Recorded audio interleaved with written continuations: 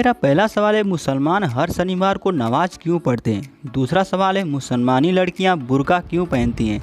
तीसरा सवाल, ज़्यादा मोबाइल चलाने से क्या होता है। चौथा सवाल, यूट्यूब की वह कौन सी वीडियो है जिसको सबसे अधिक लोग देखे हैं। पाँचवा सवाल, मुसलमान सिर्फ दाढ़ी क्यों रखते हैं, मूंछ क्यों नहीं। दोस्तों, इस्लाम धर्म में शुक्रवार को नमाज पढ़ना अति आवश्यक माना गया है, लेकिन ऐसा क्यों। क्या इसके पीछे कोई इस्लामिक नियम है या यह महज लोगों का बनाया हुआ कोई फ़ायदा है।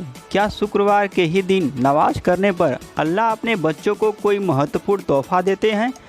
दोस्तों, शुक्रवार के दिन नमाज पढ़ने के पीछे कुरान में कोई कारण दिया गया है या फिर समय के साथ स्वयं ही लोगों ने इस रिवाज को अपना लिया। हर शुक्रवार मस्जिद में या फिर घर के पास बने किसी पार्क में नमाज पढ़ते हुए आप मुसलमानों को ज़रूर देखे होंगे। यहाँ तक कि एक नमाजी को जहाँ कभी भी जगह मिले वह शुक्रवार के दिन अपना आसन बिछाकर वहाँ नमाज पढ़ना आरंभ कर देता है। लेकिन क्या कभी आपके मन में यह सवाल आया है कि आखिर शुक्रवार के दिन नमाज पढ़ना इतना विशेष, इतना आवश्यक क्यों है। तो ऐसे हर दिन तो अल्लाह का ही है, उससे याद करने का है, तो ऐसे में शुक्रवार की नमाज का महत्व तो इतना खास क्यों है। आसान भाषा में यदि इस सवाल का जवाब पाने की कोशिश करें तो इस्लाम धर्म में शुक्रवार को जुम्मे का दिन कहा जाता है, जिसके अनुसार इस दिन सभी मुसलमानों को एकत्रित होकर अल्लाह का नाम लेना होता है। क्या आपने कभी जामा मस्जिद का नाम सुना है। दरअसल जामा मस्जिद का जुम्मा के नाम पर ही रखा गया है, जिसके अनुसार यह स्थान है। यहाँ हर जुम्मे के दिन लोग एकत्रित होकर नमाज पढ़ते हैं, एक दूसरे से मिलकर अपने ज़िंदगी की परेशानियों का हल निकालते हैं और एक दूसरे के प्रति अपने रिश्ते को कायम रखते हैं। दोस्तों, इसीलिए कहा जाता है कि अल्लाह की इबादत के साथ ही शुक्रवार का दिन भाईचारे को भी समर्पित है। इस दिन मस्जिदों में इमाम वहाँ मौजूद लोगों को जीवन का संदेश देते हैं, कठिनाइयों से लड़ने के लिए कुरान में दर्द उपदेश बताते हैं। शुक्रवार को नमाज पढ़ने के खास नियम भी बनाए गए थे। दूसरा सवाल है कि मुसलमानी लड़कियां बुर्का क्यों पहनती हैं। दोस्तों, सोशल मीडिया पर कई मुस्लिम महिलाओं ने हिजाब या बुर्के का समर्थन किया है। इनके मुताबिक इसे पहनकर वो खुद को सुंदर और कॉन्फिडेंस और स्ट्रॉन्ग समझती हैं। कई महिलाएं जब भी बुर्के पर बैन की बात उठती है तो इसके समर्थन में सामने आ जाती हैं। उनके मुताबिक ये उन पर कोई बंदिश नहीं लगाती, बल्कि उनको खुदा का दिया अनमोल तोहफा है। दोस्तों, कुरान में लिखी गई है इसकी कुछ वजह।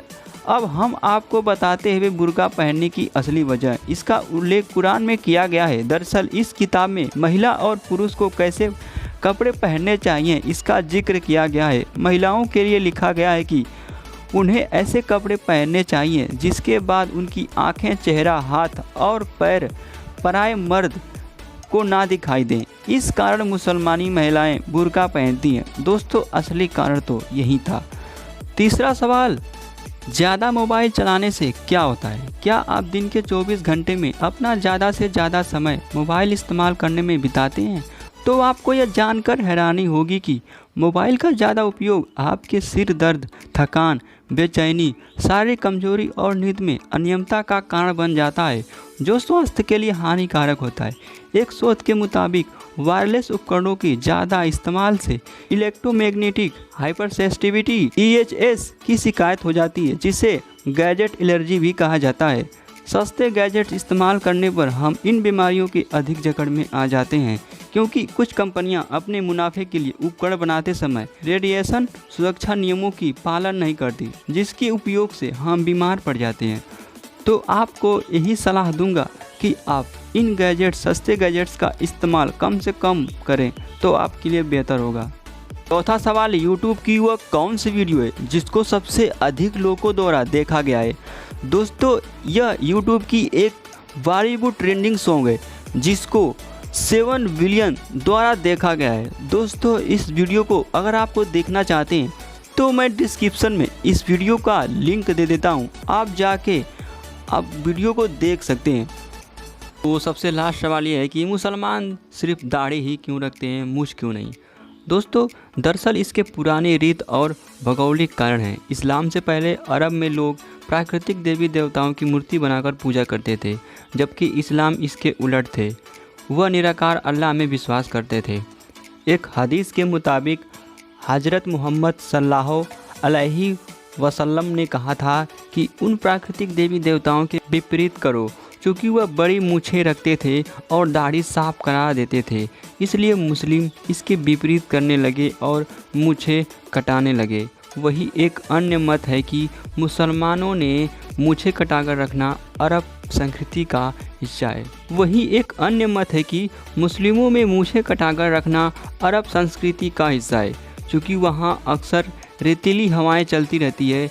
यही कारण है कि रेत के कण लोगों की मूछें में फंस जाते थे। खाना खाते वक्त वे उनके मुंह में चले जाते थे। इस वजह से वे अपनी मूछें छोटी कराने या उन्हें कटाने का रिवाज शुरू कर दिया। उसके बाद उन लोगों ने ये फैसला कर लिया कि मूछें रखना ही नहीं है। दोस्तों, ये था हमारा 5 सवालों का जवाब। दोस्तों, हमारा वीडियो अच्छा लगा हो तो वीडियो को लाइक कर दें, और दोस्तों हमारे चैनल पर पहली बार विजिट किए हैं तो बिना सब्सक्राइब किए ना जाएं और बेल आइकन भी ज़रूर प्रेस करें।